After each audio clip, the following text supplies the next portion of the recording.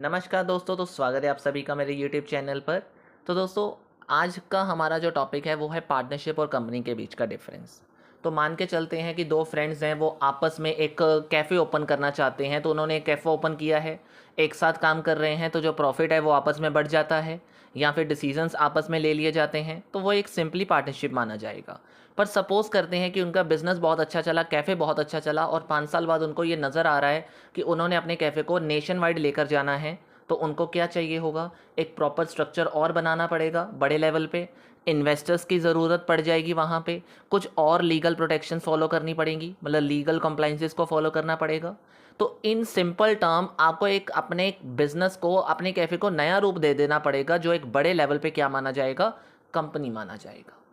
तो आज इन्हीं दोनों चीज़ों के बीच में हम डिटेल क्लैरिफिकेशन करेंगे कुछ डिफरेंसेस को समझकर। तो चलिए शुरू कर लेते हैं।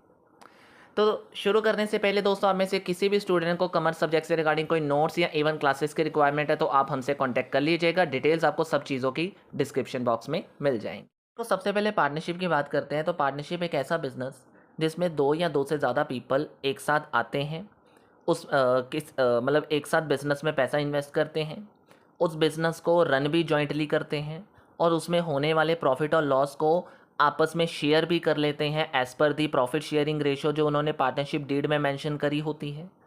तो कुल मिला के they make the decisions together, वो एक साथ मिलकर डिसीजन लेते हैं सारे के सारे।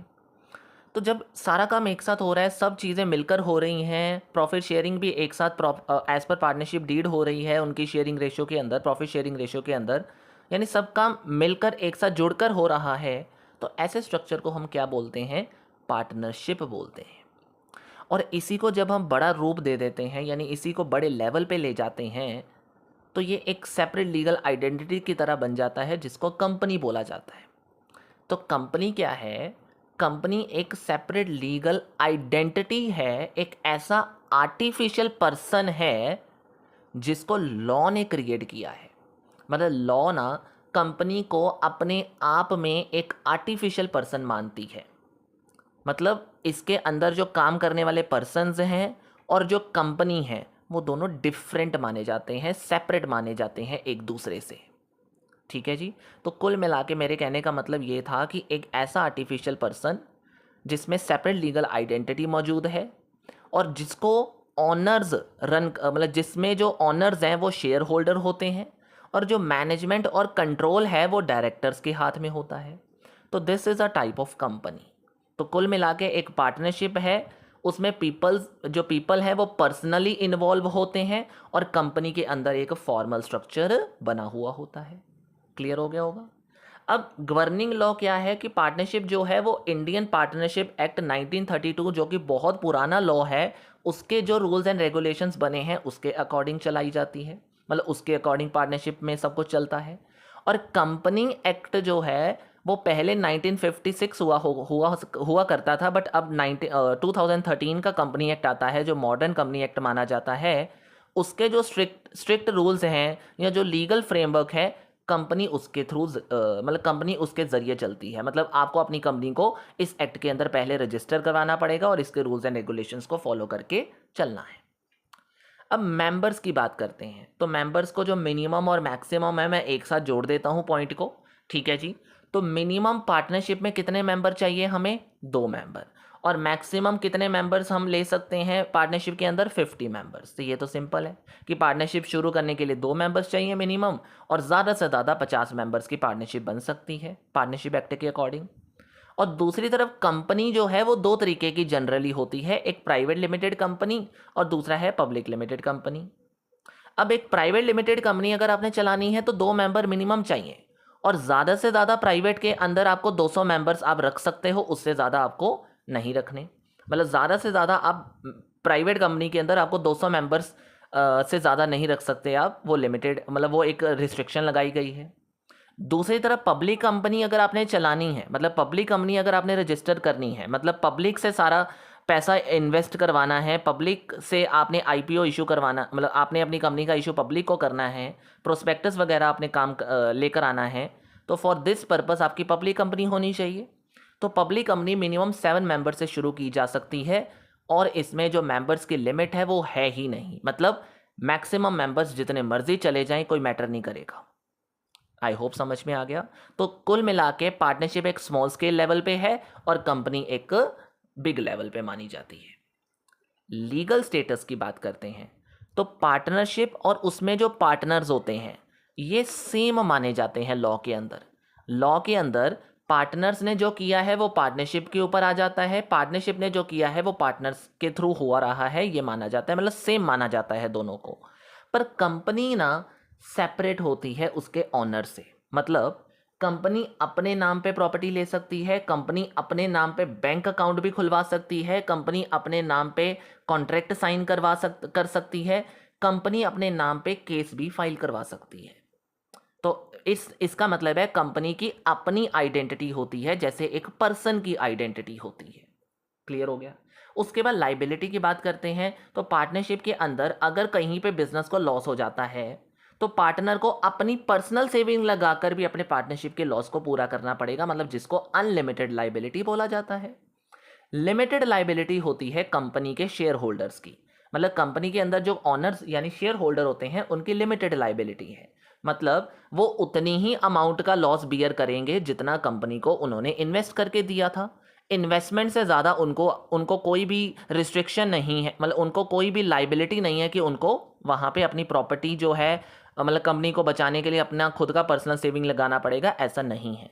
तो कुल मिला के अगर आपको बहुत ज़्यादा रिस्क लगता है कि आपकी सेविंग कहीं चले ना जाए तो बहुत ज़्यादा फिर वहाँ पे आपको कंपनी ऑप्शन में लेकर आनी पड़ेगी, क्योंकि पार्टनरशिप में अगर एक बार लॉस हुआ और अगर उसको बियर करना है तो आपको अपनी पर्सनल सेविंग्स का भी मतलब उसमें इन्वेस्टमेंट करना पड़ जाएगा। परपेचुअल सक्सेशन, इसका मतलब होता है कि अगर पार्टनरशिप की बात करें और कोई पार्टनर वहाँ पे डाई हो गया यानी डेथ हो गई, रिटायर हो गया या पार्टनरशिप छोड़ के चला गया तो पार्टनरशिप यानी जो फर्म है वो ऑटोमेटिकली ब्रेक हो जाएगी, मतलब टूट सकती है अगर दो मेंबर हैं तो। वहीं पे कंपनी अगर कहीं पे कोई मेंबर चला जाए या आ रहा है, नया मेंबर आ रहा है या जा रहा है तो कोई मैटर नहीं करता, कंपनी चलती ही रहेगी। मतलब कोई ऑनर चेंज हो जाए, कंपनी लिव्स ऑन, कंपनी चलती रहेगी, ये स्टेबल और लॉन्ग टर्म माना जाता है इसका काम। Next is transfer of ownership. अगर मैं बात करूं पार्टनरशिप के अंदर अगर एक पार्टनर है वो छोड़कर जाना चाहता है और अपने शेयर सेल करना चाहता है तो उसको बाकी सभी से परमिशन लेनी पड़ेगी। पर कंपनी के अंदर स्पेशली पब्लिक कंपनी के अंदर you can freely transfer your shares in the stock market. आप स्टॉक मार्केट के अंदर अपने शेयर्स को जहां मर्जी ट्रांसफर करो, ऐसी कोई रिस्ट्रिक्शन नहीं होती। रजिस्ट्रेशन की अगर हम बात करें तो पार्टनरशिप को रजिस्टर करवाना एक ऑप्शनल थिंग है, आप करवाना चाहते हो करवा लो, नहीं करवाना आपकी इच्छा, कोई मैटर नहीं है, कोई रिस्ट्रिक्शन नहीं है। पर कंपनी बिना रजिस्ट्रेशन के शुरू ही नहीं हो सकती, तो कंपनी को ministry of corporate affair MCA के पोर्टल के थ्रू आपने रजिस्टर्ड करवाना है, मतलब आपको इनकॉर्पोरेशन का सर्टिफिकेट चाहिए ही चाहिए अगर आप अपनी कंपनी को चलाना चाहते हो। Then is management.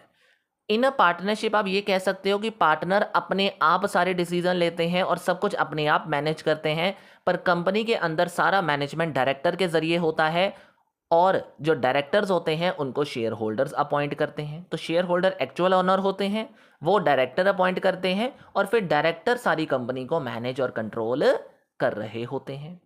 तो कंपनी एक स्ट्रक्चर्ड मैनेजमेंट माना जाता है, जबकि पार्टनरशिप ऐसा कोई स्ट्रक्चर्ड मैनेजमेंट नहीं होता।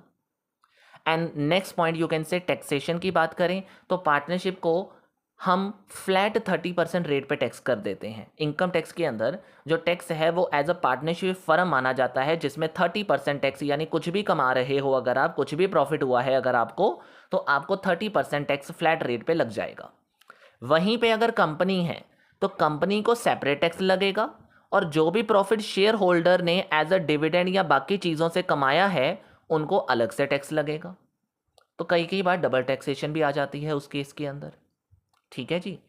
अब लास्ट में अगर मैं एक एग्जांपल देते देते इसका एंड कर दूं तो सपोज करते हैं एक स्मॉल सी फर्म आपने ओपन करी है फ्रॉम, मतलब एक सीए ने एक स्मॉल फर्म ओपन करी है जिसको मैसर्स शर्मा एंड एसोसिएट या मैसर्स अरोड़ा एंड सन्स का नाम दे दिया। तो दैट इज़ कॉल्ड, मतलब चलो एक टेक्सटाइल ट्रेडिंग पार्टनरशिप मैंने ओपन करी जिसका नाम क्या है, मैसर्स अरोड़ा एंड सन्स। मतलब एक तरीके से ये कंपनी नहीं लग रही, क्योंकि कंपनी के नाम के साथ आपको लिमिटेड या प्राइवेट लिमिटेड वर्ड ऐसा नज़र आएगा।